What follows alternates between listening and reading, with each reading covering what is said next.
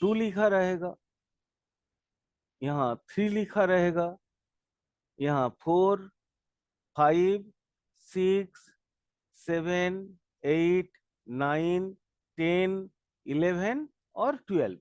ये समझ लीजिए एक एक काल्पनिक तौर पे कालपुरुष की कुंडली का एक प्रतिरूप है। अब यहां से हम लोगों को समझने की कोशिश करेंगे, यहीं से यात्रा शुरू करेंगे, क्योंकि अगर आ, हम मापक मतलब जैसे नॉर्मल जो पानी है उसको अगर हम समझ जाएं तो ठंडा पानी कैसा होगा और गर्म पानी कैसा होगा वो हम समझ सकते हैं। यहीं से समझने की कोशिश करते हैं, क्योंकि यही मानक है, कालपुरुष कुंडली ही हमारी मानक है, जो हम जिसके सापेक्ष में हम अपनी कुंडली देखते हैं। हम अपनी कुंडली के सारी गुण अवगुण दोष जितने भी हैं सब हम वहीं से देखते हैं। हमारी जो मापदंड है, हमारी जो स्केलिंग है, वो है कालपुरुष की कुंडली। हम बहुत एडवांस एस्ट्रोलॉजी पढ़ने जा रहे हैं, जिसका नाम है कृष्णमूर्ति पद्धति, केपी एस्ट्रोलॉजी। लेकिन केपी एस्ट्रोलॉजी पढ़ने से पहले, जैसे आप अगर एमएससी का कोई मैथमेटिक्स को सॉल्व करना चाहो तो आपको तो सबसे पहले तो जूनियर क्लासेस का मैथमेटिक्स को सॉल्व करना ही पड़ेगा ना। वहीं से सीखते हुए तो आप आगे जाओगे। या फिजिक्स का कोई एक बड़ा इक्वेशंस आप सॉल्व करना चाहते हो तो आपको 9, 10, 8 या 9 या 10, 11 में आपको वहां से तो स्टार्ट तो करना पड़ेगा, नहीं तो आप वहां तक नहीं पहुंच पाओगे। हम लोग भी वही कोशिश कर रहे हैं। हम लोग एबीसीडी से शुरू कर रहे हैं ताकि आप जानें, आपको इंटरेस्ट बढ़े और धीरे धीरे इस सब्जेक्ट के गहन अध्ययन में आप पहुंचे।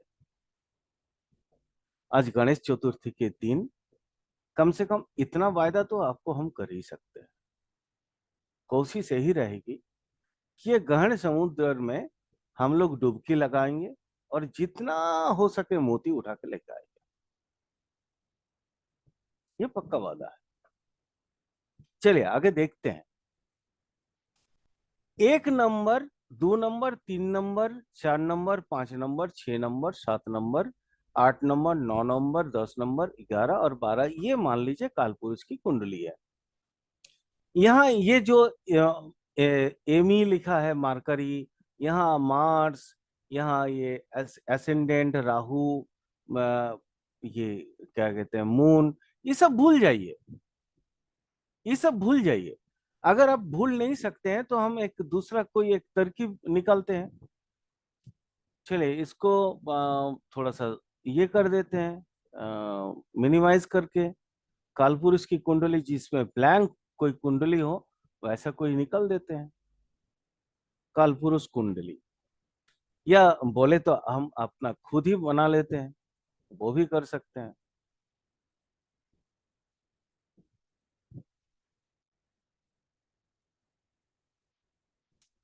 खाली इसमें समझना ही यही है,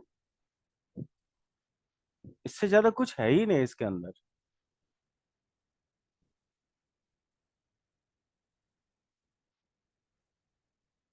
स्क्रीन दिखाई दे रहा है ना धर्मदी जी? हेलो? जी सर। ठीक है चलिए।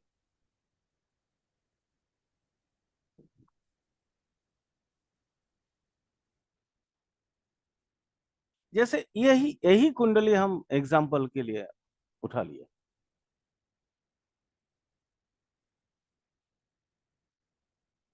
देख लीजिए, पता नहीं किसका ये है। जैसे ये 1, 2, 3, 4, 5, 6, 7, 8, 9, 10, 11, 12 आप देख रहे हैं, ये कालपुरुष की कुंडली है। तो कालपुरुष की कुंडली में आत्मा का कारक स्थान माना गया है। आत्मा क्यों? क्योंकि जीवात्मा छोड़ के शरीर पैदा नहीं होता। जीवात्मा अगर आपके शरीर में नहीं है तो आपके शरीर क्या है? सब है। लेकिन सब में जब शिव जाते हैं तो वो मानव हो जाता है। और वो आत्मा का कारक, ये जो जगह है, ये 5 नंबर, मेरा कारसत दिखाई दे रहा है? हेलो? जी। जी ये सर। कारसर जहां दिखाई दे रहा है, देखिए, ये है वो जगह जहां आत्मा बसती है। तो कालपुरुष के 5 नंबर हाउस में बैठता है, इसका मतलब हम लोगों का सबका 5 नंबर हाउस में बैठेगा। लेकिन याद रखिएगा, क्योंकि इसी के सापेक्ष में हम देखेंगे। याद रहेगा ना इस बात को? जैसे बिल्कुल आपका बिल्कुल। कोई भी 1 नंबर में कोई भी राशि आए, कोई भी हाउस, वो सब धीरे धीरे पढ़ेंगे हम लोग। हाउस, राशि, सब कुछ पढ़ेंगे।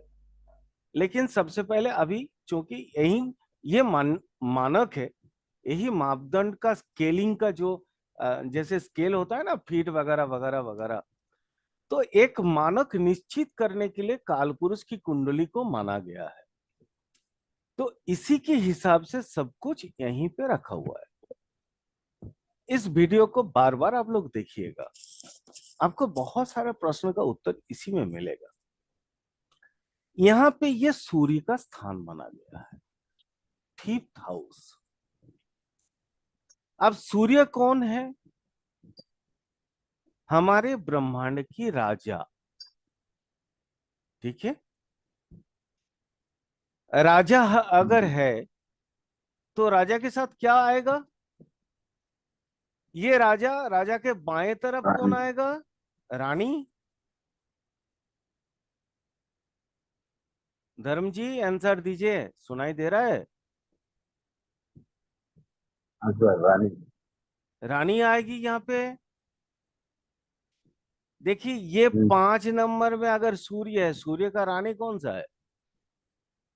जिसके रानी वही होता है ना, जिसके राजा का वो क्या कहते हैं, प्रभाव से प्रभावित होती है, राजा की कातरता से कातर होती है, जो राजा के बहुत चंद्रमा। क्लोज है। और ये है चंद्रमा। ये देखिए, तो ये 5th हाउस, कालपुरुष की 5th हाउस, आत्मा का कारक सूर्य का स्थान है। उसके जस्ट नजदीक, उसके बाएं तरफ, ये बाएं तरफ है ना सर? हम्म, तो बाएं तरफ जो है, ये रानी का घर है। हम्म, अब देखिए, मजेदार बात है, हमारे पूर्वजों की क्या कल्पना शक्ति थी। पूरा देखिए, आप अगर इस चीज को समझ जाएंगे ना, तो कोई भी एस्ट्रोलॉजी क्यों ना हो, केपी, पराशरी, जैमिनी, बीएनएन, या जो भी मतलब परंपरा चल रखी हो अभी, नाड़ी, सर, इस चीज को अगर तहदील से अगर इस चीज को कोई समझ जाए, तो उसके लिए बाकी कुछ समझना कुछ बहुत बड़ी बात नहीं होगी। अब देखिए, हम्म। आप लोग तो पूरा साइंटिफिक वे से अगर समझे, तो देखिए, सूर्य और पृथ्वी के बीच में कितने ग्रह आते हैं? कितने ग्रह हैं? 9 ग्रह। बताइए। 2 ग्रह हैं। पहला कौन है? हम्म, पहला कौन है? मार्करी। और दूसरा कौन है? मरकरी। दूसरा कौन है? मंगल। शुक्र। मंगल। शुक्र भी है। हाँ, एक सेकंड सर, थोड़ा सा होल्ड करिएगा ना। एक कॉल आया, थोड़ा ठीक है। सा इसको ये कर लो।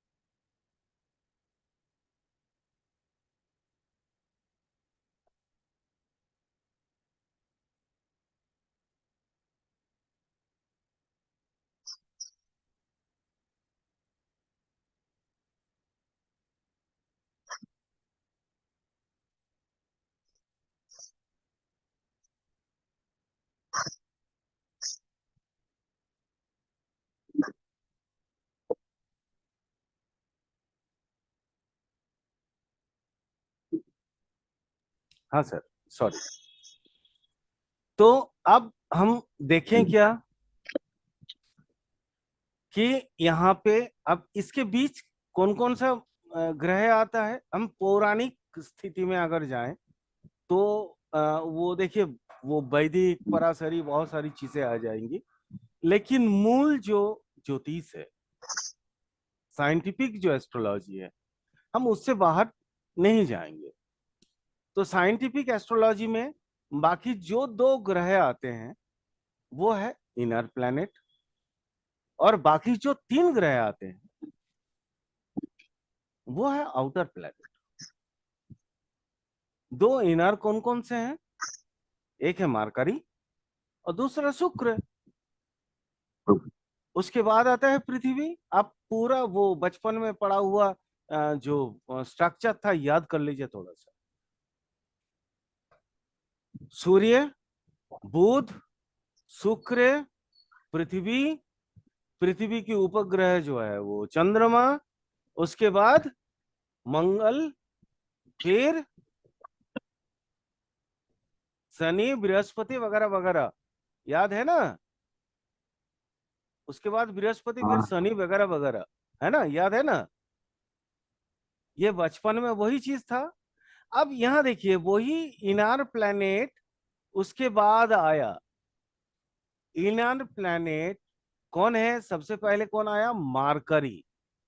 तो मार्करी चूंकि ये राजा है, राजा का बेटा बोला जाता है बुध को, तो बुध के बगल में उसकी जगह मिल गया, ये राजा के बगल में 6th हाउस, वो मेन जगह हो गया उसका। भार्गो साइन, कन्या राशि, ये बुध का मूल त्रिकोण स्थान भी है। क्योंकि वहां जाके वो बहुत आनंद, त्रिकोण का मतलब होता है आनंद पाना, जहां पे जैसे आप अपने बेड पे जब सोते हैं ना, बहुत आनंद आता है। लेकिन वो ये अपने आपके अपने ही घर में दूसरे कोई बेड पे सोते हैं ना, तो उतना मजा नहीं मिलता जितना खुद के बेड में मिलता है। तो ये 6th हाउस जो है बुध का खुद का बेड है। तो ये इनर प्लैनेट, ये दोनों का तो एक ही घर है, क्योंकि इसके बाद तो इसके पास कोई है ही नहीं, राजा और रानी। इसका तो दोगला होने का कोई जगह ही नहीं है ना, दो होने का।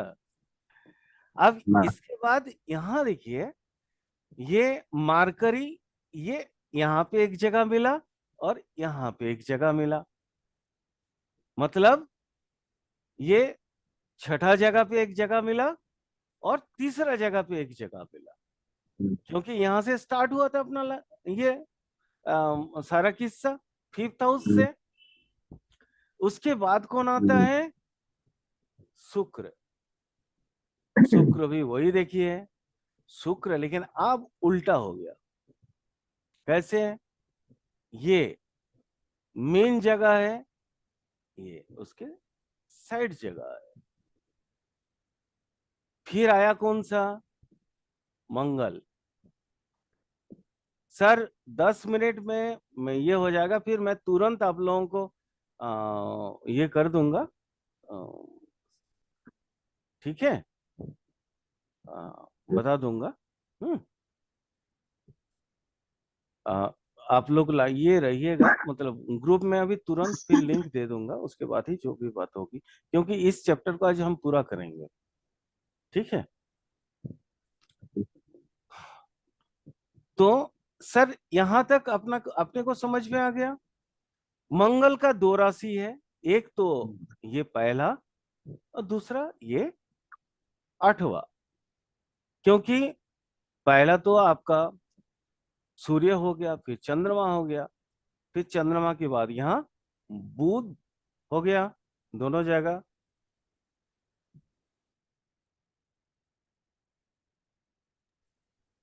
दोनों जगह बुध हो गया, फिर शुक्र हो गया दोनों जगह, फिर मंगल हो गया दोनों जगह।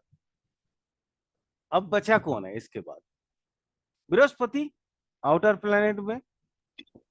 तो बृहस्पति यहाँ पहला जगह हो गया, ये दूसरा जगह हो गया। लास्ट बचा कौन? शनि। शनि ये एक जगह हो गया, ये पहला जगह मूल जगह हो गया। ये मूल जगह को ही मूल त्रिकोण वगैरह बोलते हैं। इसका भी केपी एस्ट्रोलॉजी में भी इसकी बहुत सारी मतलब इसके मानक है, जरूरत पड़ने पर उसका विचार होता है। इसीलिए ये बहुत मतलब बहुत एडवांस लेवल की बात है, क्योंकि ये बहुत प्राइमरी चीजें हैं। इसलिए मैं यहाँ से स्टार्ट किया हूँ आज का क्लास। और मैं चाहूंगा कि आप लोग इसको कंप्लीटली ये करें, कंटिन्यू करें, और धीरे धीरे धीरे धीरे आगे हम लोग पूरी तरह से सीखेंगे। और सीखेंगे, ऐसा सीखेंगे ताकि हम अपना भाग्य अपने आप देख पाए। अपने परिजनों की, अपने अपनजनों की, जितने भी अपने आसपास के लोग हैं, उनके जितने भी मतलब कुंडली हैं, जो भी लोग उनको बुड़बक बनाते हैं, वो ना बने। खुद की देखेंगे, आपस में दूसरे को दिखाएंगे। ये है मेरा मेन उद्देश्य, मूल उद्देश्य, ताकि लोग सीखें, जाने और जागरूक बने। क्योंकि ये आजकल अ, बेवकूफ बनाने वाले एस्ट्रोलॉजी के नाम पे बहुत लोग आ गए। इसको हमेशा याद रखिएगा। तो क्या सर बोलिए, रिपीट करूं? मतलब नई सिरे से लिंक पेस्ट करूं, या इतने में आज खुश हैं आप? Hello? Sir sir sir. Hello? हाँ सर, भेज सकते हैं, कोई दिक्कत नहीं। तो आगे और चलें? क्योंकि जी देखिए एक सर। दिन बहुत ज्यादा प्रेशर पड़ जाएगा। क्लास तो चलेंगे, रेगुलर क्लास चलेंगे अभी। सप्ताह में 3 दिन तो आप लोगों का मैंने बोल दिया था ना, सोम मंगल बुध। हम्म, चूंकि आज गणेश जी। चतुर्थी के दिन स्टार्ट करना था, इसलिए इस सप्ताह में 2 ही क्लास होंगे। अगले सप्ताह से सोमवार, मंगलवार और बुधवार रात को 9 बजे रेगुलर क्लास होगा। ठीक है? वो 40 मिनट होगा, उसके ठीक बाद है। फिर हम आगे चल के और रिपीट करके फिर पार्ट 2 करेंगे। आ, चूंकि आज ही एक इंट्रोड्यूसिंग क्लास है, इंट्रोड्यूसिंग क्लास को मैं सोचा था कि थोड़ा सा मजेदार बनाऊं, लेकिन ये समय अभाव है। यहाँ पे भी आ, मतलब उतना इंट्रोड्यूस, लेकिन इसमें भी बहुत कुछ छिपा है, जो आप लोगों को मैं सिखाऊंगा आगे चल के, और बताऊंगा इसके बारे में। ये यही मेन कुंडली यही है दादा। इसी पे सारा फंडा, इसी में है सारा कुछ, ये कुंडली में ही है। आपको दिखाता हूं, और छोड़ दीजिए। अ,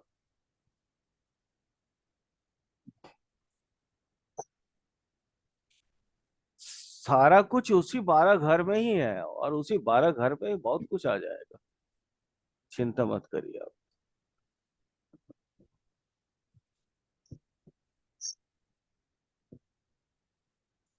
जैसे ये भी वही देखिए, ये किसी का अभी जो पैदा हुआ है, मान लीजिए कोई XYZ, सितंबर 19 तारीख 2023, 21:35 43 या 5:30 मतलब ये अपना इंडिया रानीगंज में कोई पैदा हुआ, तो उसका कुंडली ऐसा होगा। लेकिन वो कुंडली किसके एवज में होगा, किसके सापेक्ष में होगा? होगा तो वही कालपुरुष की कुंडली के सापेक्ष में ना। तो अब कालपुरुष का जैसे 1 नंबर, वो ये देखिए, सबसे अपने को बोलना, यही हम बोलना चाह रहे थे कि 1 नंबर यहाँ क्यों आता है कालपुरुष का बार बार। इसके लिए जैसे यहाँ 1 नंबर आ गया, लेकिन कालपुरुष के अगर सापेक्ष में देखें तो यहाँ पे 1 नंबर, लेकिन कालपुरुष का इसी जगह पे 1 नंबर होता है। क्यों होता है? यहाँ पे भी सोचने वाली बात है। क्योंकि ये जो एक राशि है, ये 12 राशियों का नाम आप जैसे जानेंगे धीरे धीरे, तो आप लोगों को समझ में आएगा। जैसे ये देखिए, 1 नंबर जो राशि है वो है मेष राशि। 2 नंबर जो राशि है वो है वृषभ राशि, ये है मिथुन राशि, कर्क, ये सिंह, कन्या, तुला, वृश्चिक, धनु, मकर, ठीक है, फिर ये कुंभ, मीन। तो ये एक मेष शुरू में ही क्यों आता है कालपुरुष की कुंडली में? आपसे एक छोटा सा प्रश्न है, आप सोचते क्या हृदय से या दिमाग से? बताइए। दिमाग से। आप कोई भी प्लानिंग करते हैं क्या हृदय से, आत्मा से करते हैं या दिमाग से करते हैं? हमारे पूरे शरीर को, दिमाग से। हमारे पूरा शरीर को चलाने वाला कौन है? हमारा दिमाग, आत्मा नहीं है। आत्मा तो वो फिलोसॉफिकली बहुत गहरी बात है। वो तो अगर हम सांख्य पढ़ेंगे या सार तत्व या आप कुंडली साधना करने जाएंगे तब आत्मा की बात आएगी। आत्मा जाने का मतलब है हमारे फिजिकल भौतिक अस्तित्व खत्म, फिर वहां पे अपने को ये भौतिक अस्तित्व की कोई आवश्यकता ही नहीं होती।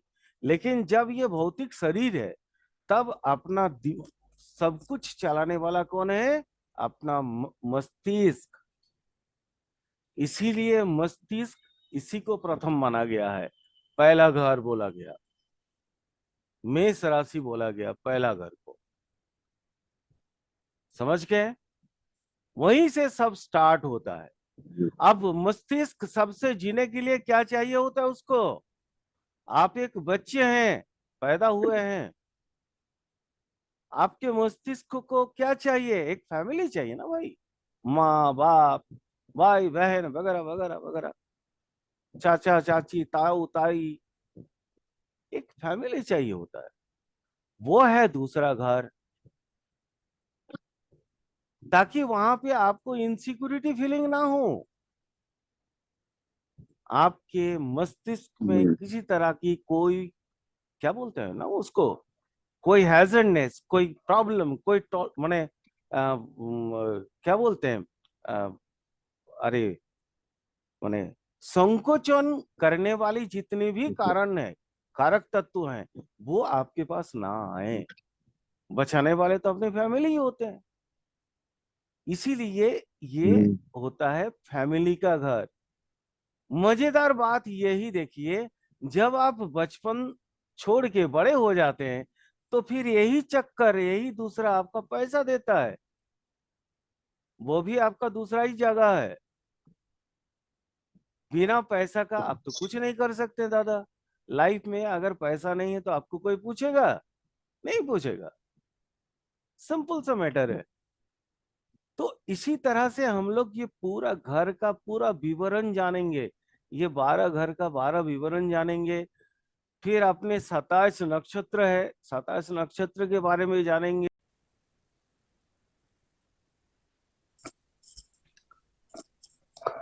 तो जैसे मैंने बोला था कि पहला हाउस, जब हम पैदा होते हैं तो अपने को नेक्स्ट जो चीजें चाहिए होती हैं, हम बचपन में एकदम बच्चे हैं, अपने को तो कोई होश हवास है ही नहीं। क्योंकि कालपुरुष के कुंडली के एवज में देखे तो ये अपना जन्म का भाव हो गया, असेंडेंट। तो अब अगर देखा जाए तो अपने को चाहिए क्या है? अपने को बचने के लिए, अपने के बड़े होने के लिए सबसे बड़ा जो चाहिए, अपने आसपास की रक्षा कवच चाहिए। और वो कौन होता है? नेक्स्ट हाउस, अपना फैमिली, अपना ही परिवार। अब ये परिवार सेकेंड हाउस है। थोड़ा सा मजेदार चीजें समझते रहिएगा, ये शायद कोई एस्ट्रोलॉजर आप लोगों को बताएगा भी नहीं। और इस तरीके से, ऐसे तो सब जानता है कि सेकेंड हाउस स्पीच है, फैमिली है, वगैरह वगैरह वगैरह बहुत कुछ। लेकिन क्यों है, बचपन में क्यों ये फैमिली है, और बचपन के बाद क्यों ये पैसा है? ये बचपन में पैसा नहीं होता। कब तक ये पैसा होता है वो भी जानेंगे, और कब तक ये अपना फैमिली होता है तब भी हम जानेंगे। देखिए, आप ब- थोड़ा सा बड़े हुए, माँ दूर है आपके पास, माँ फोर्थ हाउस है, आपसे दूर है तो माँ आपके बगल में ही, आपकी, आप उसी के कोख से निकले हैं। लेकिन माँ घर के काम में भी होती है। तो सबसे पहले आसपास में कौन आता है? दादा, दादी, है ना, बुआ, माने जो चाचा चाची, जो भी रिलेशंस में अपने बृहद फैमिली में, जो आप रोएंगे ना, कोई भी जाके आपकी गोदी में उठाएगा। This is second house. माँ को आने में देर लगेगा, लेकिन फैमिली को आने में देर नहीं लगता। याद रखिएगा। यही फैमिली आपको बोलता है, बोल माँ, पढ़ाता भी है। यही फैमिली आपको बोलता है, बोल पापा, बाबा। यही फैमिली है, वो पढ़ाता भी है। इसीलिए सेकेंड हाउस पढ़ने का भी जगह होता है, जिसको हम लोग बोलते हैं श्रुति। ये हमारे जो वैदिक समय में, वैदिक के समय में, ये श्रुति बहुत बड़ा हाउस हुआ करता था, क्योंकि पूरे के पूरे वेद ये श्रुति के माध्यम से रट लिया जाता था, दिमाग में ढुक जाता था। इसलिए सेकेंड हाउस का महत्व तो उस समय इतना ज्यादा था। आज महत्व तो नहीं रहा, आज तो सिर्फ बैंक बैलेंस हो गया ये। आज कोई इसका कोई जगह ही नहीं है ना? अगर हम एस्ट्रोलॉजी के पॉइंट ऑफ व्यू से देखें, ऐसे मानव या सामाजिक पॉइंट ऑफ व्यू से देखें, तो इसका महत्व तो बहुत बढ़ गया। जिसके पास जितना बैंक बैलेंस है, वो उतना बड़ा मानव है। वो छोड़िए, वो अलग मैटर है। सब अपना अपना समय के हिसाब से वो बताएंगे, वो भी बताएंगे सर, जब हम लोग स्टार पढ़ेंगे ना। क्योंकि केपी पढ़ेंगे, स्टार तो पढ़ना ही होगा, दशा तो पढ़ना ही होगा। जी जी। तो अपने को वो भी मालूम पड़ जाएगा। खैर चलिए, वो माने आज ही हम थोड़ा सा उसका इंट्रोडक्शन करेंगे, थोड़ा सा बताएंगे। तो ये सेकेंड हाउस उस चीज का है। थर्ड हाउस देखिए, अब फैमिली कोई नहीं है, चाचा चाची कहीं बाहर गए, कुछ हुआ या कुछ भी, तो आप मान लीजिए कोई भी है, आपके जो वीर विक्रमता है, आपकी पराक्रमता है, उसके जरिए आप अपने आप को बचाते हैं ना, वो है थर्ड हाउस। वही आप आने वाले समय में, आपके अगर छोटे भाई बहन होता है, तो भी तो आप अपने ताकत से अपने बच्चे को बचाते हो ना, भाई को बहन को बचाते हो ना। वो थर्ड हाउस मतलब भाई बहन का भी हो जाता है आपके। ये देखिए, यहाँ पे माँ है। वाह, एकदम मार्स मतलब माँ ही आ गया। सोचिए, फोर्थ हाउस में माँ है। माँ मतलब क्या है? अब एक वर्ड में अगर हम लोग बोलें, माँ, माँ मतलब जहां जाने के बाद दुनिया से जितना भी अशांति है, सबसे छुटकारा पा जाना, है ना, एब्सोल्यूट पीस। जी। उससे बेहतर कोई जगह हो ही नहीं सकता है, जहां आपको चरम मानसिक शांति की अनुभव हो। वो है फोर्थ हाउस, इसलिए वो माँ का जगह है। अभी सर जस्ट ये इंट्रोड्यूसिंग हो रहा है, हम लोग इसका इन डिटेल्स पढ़ेंगे, एक एक माने डिग्री का पढ़ेंगे। आप चिंता मत करिए, अभी जस्ट आज इंट्रोड्यूस हो रहा है, तो इंट्रोड्यूस को कंप्लीट करें। फिर देखिए, उसके बाद आता है फिफ्थ हाउस। फिफ्थ हाउस, जैसे मैंने क्या बोला था, कि फिफ्थ हाउस आत्मा का कारक अगर कालपुरुष का है, तो मेरा भी है, आपका भी है, किसी और का भी है। जी। आत्मा से आप क्या क्या कर सकते हैं, सोचिए। आपको कोई रटना नहीं पड़ेगा कि ये पेंटिंग होगा, ये जो रटा रटाया जाता है, जितने भी मतलब पढ़ाया जाता है कि इससे ये स्पोर्ट्स वगैरह वगैरह वगैरह, आपको वो रटने का दरकार नहीं है, आप आत्मा है। अब आत्मा क्या कर सकता है? आत्मा कोई भी चीज सृजन कर सकता है ना सर। जी। सृष्टि कर सकता है। सृष्टि कौन करता है सर? आत्मा ही करती है ना। आत्मा। क्योंकि ये तो आज नहीं, ये तो कृष्ण ने बोल के गया कि आत्मा कभी मरते नहीं है। यानी ये अमर अचर चीज है जो हमेशा से एक एनर्जी के रूप में ये बने रहते हैं। तो सृष्टिशील कौन हुआ? एनर्जी। तो सृष्टि के जितने भी कारण, अब सृष्टि का रंग रूप कुछ भी हो सकता है सर। सृष्टि का रंग रूप आपका स्पोर्ट्स हो सकता है।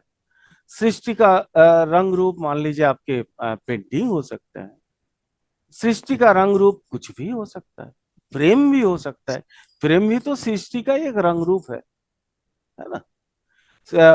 जहां पे आप कोई सृजनशीलता कहीं, माने कोई चीजें आप तैयार कर रहे हैं या करने की मानसिकता रख रहे हैं।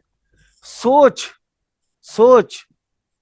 एक चीज याद रखिएगा दीपक जी, आपको आज मैं ये एक और नया चीज आपके साथ ऐड किया हूं।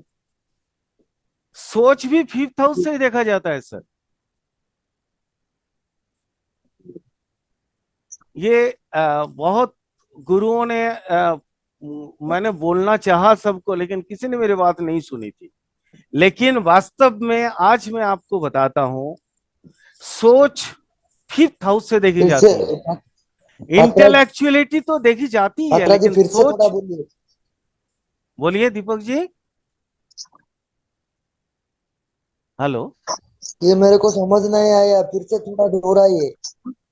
समझ में नहीं आया? हाँ। फिफ्थ हाउस, फिफ्थ हाउस का मतलब होता है, फिफ्थ हाउस समझ रहे हैं ना आप? पांचवा घर, पांचवा भाव। वहां से जैसे मैंने बोला सृजनशीलता देखी जाती है। तो इंसान का जो अंदरूनी सोच होता है ना, वहां से वो भी दिखा जाता है। फिफ्थ हाउस से ही देखा जाता है। और ये किसी भी कुंडली में यूज करके देख लेना, मेरी हर एक बात आपको सच नजर आएगी, आईने की तरह। कभी भी अगर होरारी करते हो या कोई भी कुछ भी करते हो, तो किसी के सोच कैसा है अगर देखोगे तो फिफ्थ हाउस को उठा लेना। फिफ्थ हाउस के सब कास्फल सब लॉर्ड को पकड़ना, उसके in the star Lord and वगैरह वगैरह, अकॉर्डिंग टू फॉर्मूला चलना, रूल्स चलना, उसके सोच समझ में आ जाएगा। ये मेरी रिसर्च है। चलिए आगे, आगे चलते हैं। फिफ्थ हाउस जैसे सिक्स्थ हाउस, इसके बाद छठा हाउस। अब छठा हाउस मतलब एक छोटा बच्चा को क्या चाहिए होता है? छोटा बच्चा अपना माँ के पास है, तो माँ के पास से उसको कभी कभार तो बाहर भागने की मन करता है ना। तो बाहर कहाँ भागता है? अपने मामा के पास, ननिहाल, है ना। तो कहीं और माँ को लेके, तो माँ को लेके कहाँ जा सकता है? ननिहाल।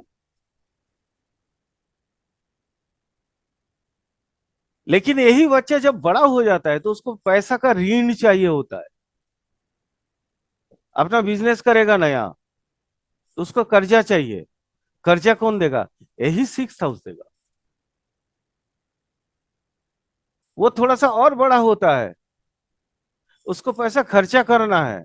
कौन करवाएगा? यही सिक्स हाउस करवाएगा, रोक देगा।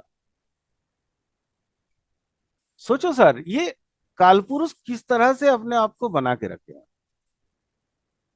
आज हम लोग टोटल कालपुरुष की कुंडली के एवज में ही कुंडली को समझने की कोशिश कर रहे हैं। आज हम लोग ना तो कोई इंट्रोड्यूसिंग में, ना तो किसी बहुत डेप्थ नॉलेज में जाने की कोशिश कर रहे हैं। जस्ट ऊपरी ऊपरी समझने की कोशिश कर रहे हैं कि हमारे मापक कैसा होगा एक कालपुरुष की कुंडली के एवज में हमारी कुंडली का। फिर आता है सेवेंथ हाउस। मैंने बोला था आपको, ये दूसरा हाउस जो होता है, वो अपना फैमिली है। लेकिन वही इंसान जब बड़ा हो जाता है तब उसका जो फैमिली होता है वो फिर उल्टा ही हो जाता है। उसका फैमिली में आता कौन है?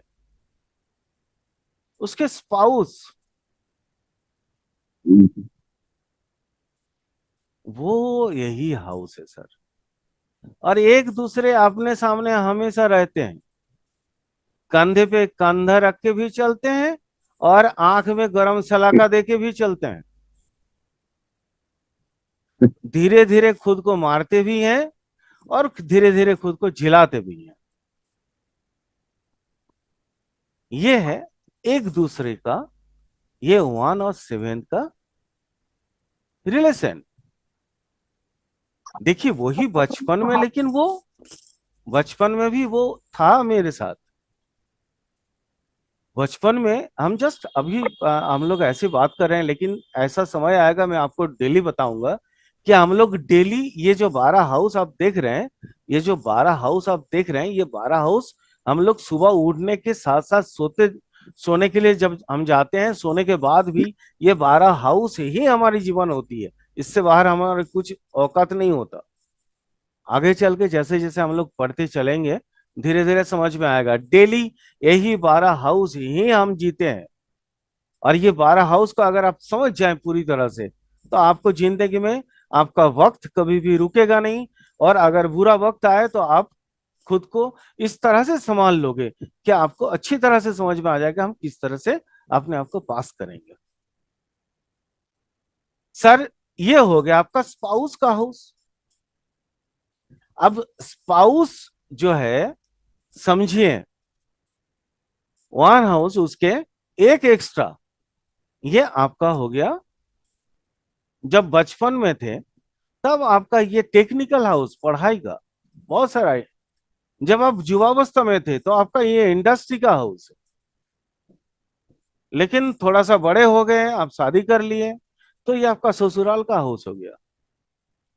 ससुराल का हाउस होने के बाद ये आपका पीड़ा का घर बन गया। एक एक स्टेज हुआ जाता है। ऐसा नहीं कि 8वां हाउस मतलब शुरू से ही पीड़ा है, नहीं है। शुरू में ये हाउस पीड़ा नहीं देता। जब तक आप बच्चे हैं तब तक ये आपको पीड़ा नहीं देता। ये आपको टेक्नोलॉजिकली विभिन्न कई सारे मतलब विद्याएं हैं जहां पे ये पढ़ाता है। जैसे शादी होता है तो ये ससुराल बन जाता है, और ससुराल जैसे ही बनता है तो पीड़ा स्टार्ट हो जाता है। ये कुदरत का बनाया हुआ एक भंवर बोल सकते हैं, एक माया जाल बोल सकते हैं। ये माया जाल को डिकोड करने की पूरा पद्धति हम लोग सीखेंगे आने वाले 40-50 क्लास में जो भी होगा। ये मायाजाल को ही समझना है। ये मायाजाल जिस दिन आप समझ जाएंगे उस दिन आप समझेंगे कि आप ही ब्रह्म है, ब्रह्म और कोई नहीं है, ब्रह्म मनुष्य ही है। फिर सर देखिए आगे 9th हाउस। अब 9th हाउस मतलब थोड़ा सा समझने की यहाँ बहुत जरूरी है। आप एक बीज लगाते हैं,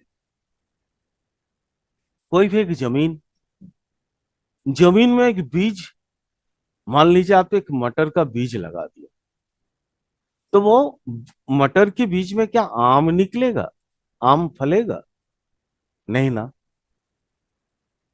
वैसे ही अगर आप वहां पे कोई नीम का बीज लगा दिया, नीम का बीज वहां से कलेक्ट कर लिया, तो क्या नीम के बीज से वहां पे आपका मतलब क्या आम आएगा? नहीं आएगा। क्षेत्र तो 5वां हाउस, ये 4th हाउस है, जो भूमि, भूमि। लेकिन सीड ये है, बीज ये 9th हाउस है, जिसको हम लोग बीज बोलते हैं। जैसे मटर है या कोई भी धान चावल माने वगैरह वगैरह जो भी बीज है वो है 9th हाउस। और ये 4था हाउस जो है वो है भूमि, भूमि। बीज जैसा भूमि में आप डालिएगा वैसे आपका पैदावारी होगी। इसीलिए क्योंकि हम इंसान हैं, तो इंसान का बीज कौन होता है? उसके बाबा का, उसके पिताजी का शुक्राणु। इसलिए पिता का घर है। पराशरी ज्योतिष में इसको भाग्य का कारक भी बोला गया है। और अ, पराशरी से बाहर तो है नहीं केपी। केपी तो पराशरी का एडवांस सेक्शन है। तो पराशर ने जो बोला वो तो केपी बोले ही है, केस के बोले ही है। उसके बाद कुछ और भी एडवांस उनके साथ उन्होंने जोड़ा है। तो ये पिता का घर भी है, ये भाग्य का घर भी है, ये गुरुओं का घर भी है, और ये बहुत सारी चीजों का आपको धीरे धीरे जब हम लोग माने क्लास एक से एक एक एक हाउस पढ़ते चले जाएंगे तो आपको और इन डिटेल्स मिल जाएगा। चलिए फिर आगे चलते हैं। 10th house. यहाँ आज बहुत एक इंपॉर्टेंट बात आप लोगों को समझाना चाहूंगा या शेयर करना चाहूंगा, वो कालपुरुष की कुंडली के अनुसार या उसके सापेक्ष में जो ये बहुत जो अच्छे एस्ट्रोलॉजर, बड़े एस्ट्रोलॉजर या जो न्यू कामर एस्ट्रोलॉजर, उनके लिए ये नया होगा। या आज तक किसी ने आप लोगों को ये वर्ड दिया ही नहीं होगा। ये कालपुरुष की कुंडली में ये आकाश है। 10th house. आपके घर, आपका जो घर होता है ना, वो कौन सा 4th हाउस होता है। उसका जो छत का ऊपरी वाला हिस्सा होता है वो 10th हाउस होता है। इसको याद रखिएगा। ये आने वाले ये एक ये जो सूत्र दिए हैं ये बहुत एडवांस जब आप पढ़ेंगे ना तो ऐसा ऐसा जैसे घर में बहुत सारी बाधाएं उत्पन्न होती हैं, बहुत मतलब भूत बाधा वगैरह वगैरह बहुत कुछ आता है। तो ये सूत्र याद रखिएगा एडवांस में। ये बहुत काम आएगा आपका, आपको ये डिकोड करने में कि ऐसा क्यों होता है और उसकी इलाज क्या होगा। नेक्स्ट आगे चलते हैं, चलिए। हाँ नहीं, इसमें थोड़ा सा और 10th हाउस में डिटेल्स तो बाद में जाएंगे, थोड़ा कालपुरुष के एवज में चलें। कालपुरुष के एवज में अगर ये देखें कौन सा हाउस है, किसका हाउस है? शनि का हाउस है। शनि कौन है? दंड, आप लोग बोलेंगे दंड का कर्ता, न्याय का कर्ता वगैरह वगैरह बहुत कुछ। मैं तो सिर्फ इतना ही बोलता हूं, हाँ जो भी है सब सही है, लेकिन वो श्रमिक का सबसे बड़ा प्रतीक है। और अगर श्रम ना हो तो कोई भी नई चीज बन ही नहीं सकता है। आप लोग देखिएगा, मैं बार बार बोल रहा था ना कि ये सृजनशीलता है। आज चलिए इसको थोड़ा सा डिकोड तो हम लोग करेंगे ही, लेकिन यहां से थोड़ा गिन के आपको दिखाते हैं। ये अगर सृजनशीलता है, देखिए एक, पहला, दूसरा, तीसरा, चौथा, पांचवा, छठा। सृजनशीलता की छठा, जहां पे क्या बोलते हैं उसको, भुनाना, बैंकिंग, है ना। छठा हाउस बैंकिंग वगैरह का कारक होता है ना, जहां पे माल पानी है, या तो आपको मिलता है या तो दूसरे को मिलता है। ये सृजनशीलता को भुनाने वाला जगह है। आपके अंदर जो क्रिएटिविटी है, उस क्रिएटिविटी को आप कैसे भुनाएंगे? आप पिकासो बनेंगे या आप सचिन तेंदुलकर बनेंगे? ये सारा कुछ डिपेंड करता है आपके ये 10th हाउस 5th हाउस के कनेक्शंस के, उसके कनेक्शंस के ऊपर। अच्छा जस्ट इतना ही होगा। आगे फिर हम लोग इसको एक एक हाउस को बहुत अच्छी तरह से पढ़ेंगे, बहुत माइन्यूटली पढ़ेंगे। मैं समझता हूँ मैं आपको फ्री माने ये बेसिक में जो पढ़ाऊंगा तो अच्छे अच्छे लोग एडवांस या प्रोफेशनल में भी शायद उतना नहीं दिए होंगे आपको। हम एकदम कंप्लीट इतना कोशिश करेंगे कि आप लोगों का ये पूरा पूरा का पूरा जानकारी हम ये बेसिक क्लास में दे दें। लेकिन उसके बावजूद भी बहुत सारा चीज जो है एडवांस के लिए रहेगा या प्रोफेशनल के लिए रहेगा, क्योंकि एस्ट्रोलॉजी इतना छोटा नहीं है। इतना है, आज 34-35 साल पढ़ने के बावजूद भी आज तक मेरे को पूरा कॉन्फिडेंस नहीं है। 99% कॉन्फिडेंस है, 100 अभी तक नहीं हो पाया। सर चलिए फिर आगे चलते हैं 11। अब जब बचपन में होते हैं, बचपन में होने के बाद आपको सबसे पहले खेलने कूदने का साथी कौन होता है आपके घर में?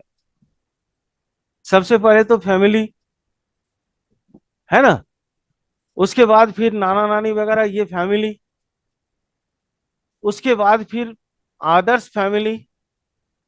लेकिन आप थोड़ा सा जब बड़े होते हैं तो आपके संगति देने वाला कौन होता है? आपके फ्रेंड्स। आपके जो भी मन की इच्छाएं उसकी पूर्ति करने वाला कौन होता है? आपके दोस्त। आपको अभी मान लीजिए सपोज आइसक्रीम खाना है, आप किससे बहुत मतलब हक से मांग सकते हैं? आपके दोस्त से। आपका जो रियल दोस्त है उससे। वो आपको दोस्तों गाली भी देगा और आपको लाके वो आइसक्रीम भी दे देगा। This is 11th house. इसीलिए कृष्णमूर्ति जी इसको डिजायर फुलफिलमेंट का हाउस बताया, इच्छा की पूर्ति करने वाला घर बताया। मैं तो किस इसको और भी बहुत सारी चीजों में आपको बताऊंगा आगे चल के। अब सबसे मजेदार चीज आप समझिए, बचपन में तो आप यहाँ पैदा हुए थे, आप तो इतना घर पार करके आ गए ना दादा। इतने सारे घर पार करके आ गए, 11 घर। एवरेज अगर 12 साल भी मान लिया जाए तो कितना हो गया, हालत खराब हो गया। अब आप जाओगे कहाँ? इसके ठीक ऊपर, यहाँ आकाश से स्टार्ट हुआ, मोक्ष पाने का इच्छा स्टार्ट हो गई, यहाँ मोक्ष मिल गया। आइसोलेशन मोक्ष मतलब कोई जरूरी नहीं है कि आ, क्या है वो, धार्मिक आलोचना पौराणिक बातें वो सब हमको मालूम नहीं। लेकिन यहाँ आइसोलेशन मिल जाता है। आपको ना अच्छा ही नहीं लगता है किसी दूसरे का या जगत की विडंबना विचार, जितने भी लोगों का मतलब बहुत सारी ये होता है, वो आपको पसंद नहीं आता। आप एकदम फुलफिलमेंट, आप बोलते हैं हरि ओम नमः शिवाय, बैठ जाते हैं। कोई खाना दिया, घर वाले दिए तो दिए, नहीं दिए तो कोई दिए। अपने आप में आत्मसंतुष्टि इतना आ जाता है कि आप आइसोलेटेड होते हैं। तो ये जीवद्दशा में वही मोक्ष मानते हैं आप। मैं ये नहीं मानता हूं कि मरने के बाद कोई मोक्ष है या नहीं, क्योंकि मैंने देखा नहीं है।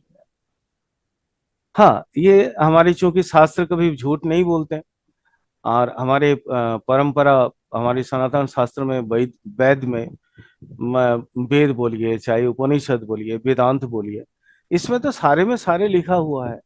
तो मैं उनको भी झुठला नहीं सकता हूँ, क्योंकि मेरे औकात उतना भी नहीं है। तो इसलिए ये होते होंगे।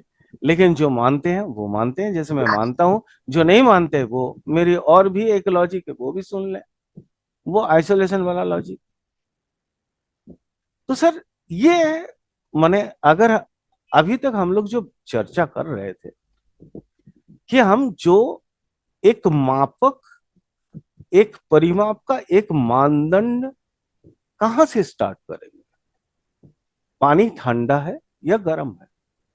तो आपके पास एक नॉर्मल पानी होना चाहिए ना, एक मान तो होना चाहिए। ये कालपुरुष की कुंडली वो मान है, इसी के हिसाब से अपने को चलना। अब इसी के हिसाब से आगे चलेंगे तो समझ में आ जाएगा।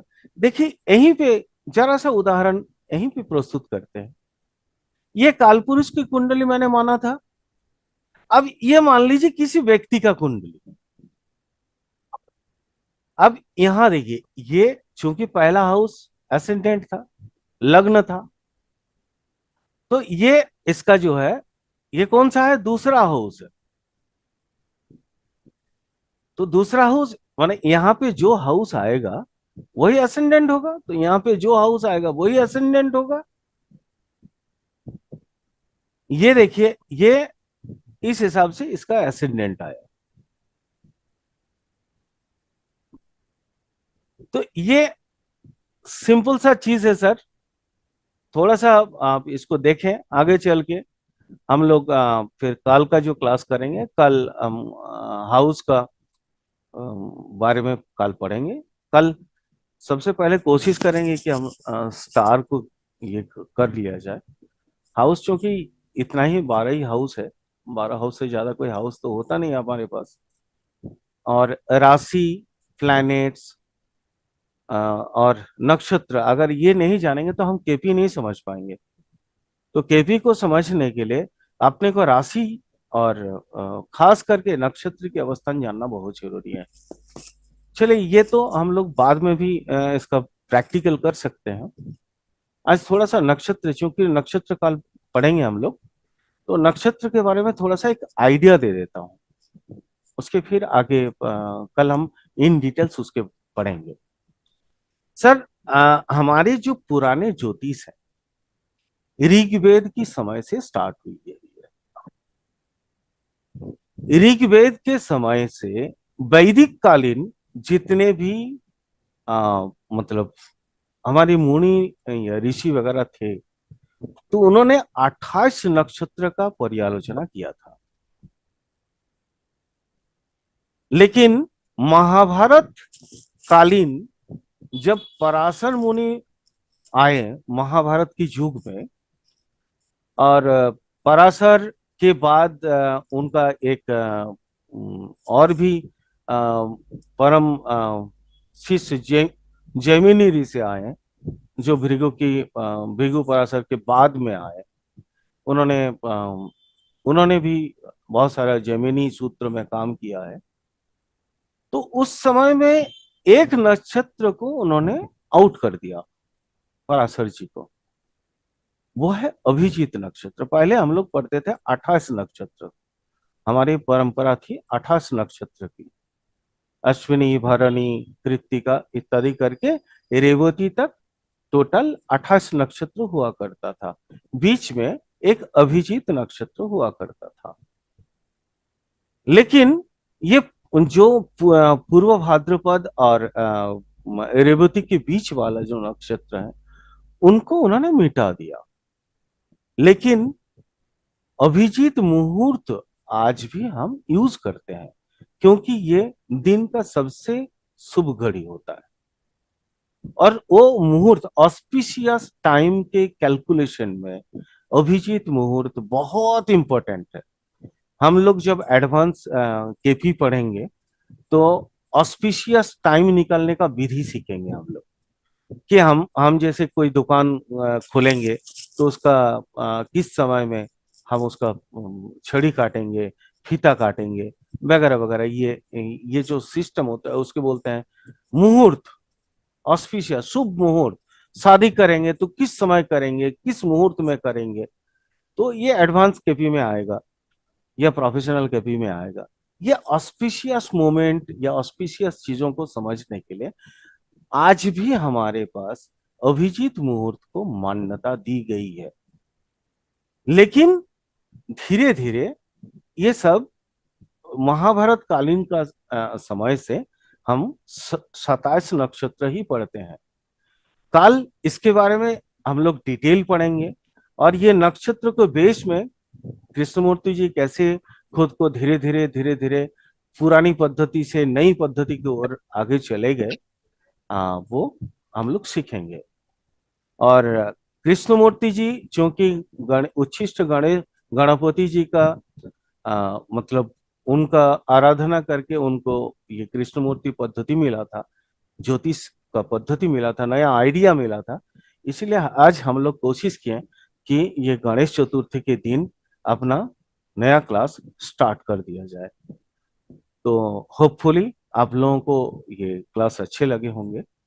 जो भी है आ, और भी बहुत क्वेश्चंस करिए।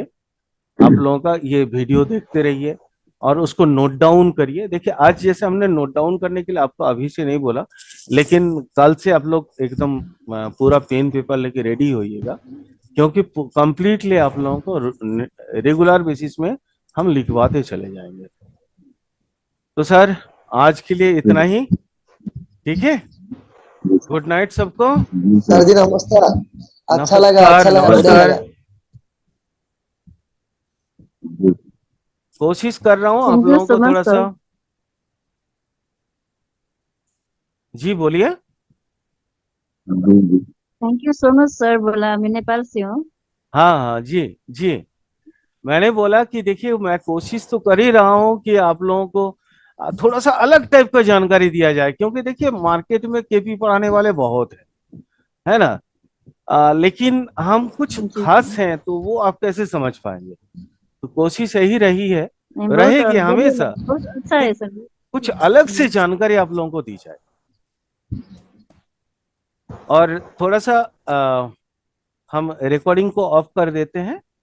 आप लोग थोड़ा सा अपने बारे में थोड़ा इंट्रोड्यूस कर दीजिए। ठीक है सर। कौन कौन है, सब चले गए हैं क्या, और 4 ही जन है। तो सर धर्मदेव। हाँ नहीं वो तो आपको तो हम धर्मजीत देख रहे हैं, रतन जी हैं, अजय जी हैं और मैं हूँ बस। ठीक है चलिए कोई बात नहीं, नेक्स्ट डे ये करेंगे। तो चलिए सर आज के लिए गुड नाइट। गुड बस night sir. Sir. Good night.